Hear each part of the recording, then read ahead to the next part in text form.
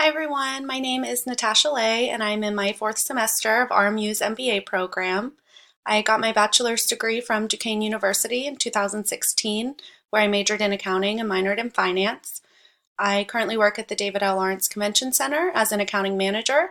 I'm responsible for overseeing our accounts payable and accounts receivable departments. I also do a lot of typical accounting work like journal entries and reconciliations. However, being at the convention center, I do get to break out from that normal accounting work quite often and experience the different events that we have in-house, which I really enjoy.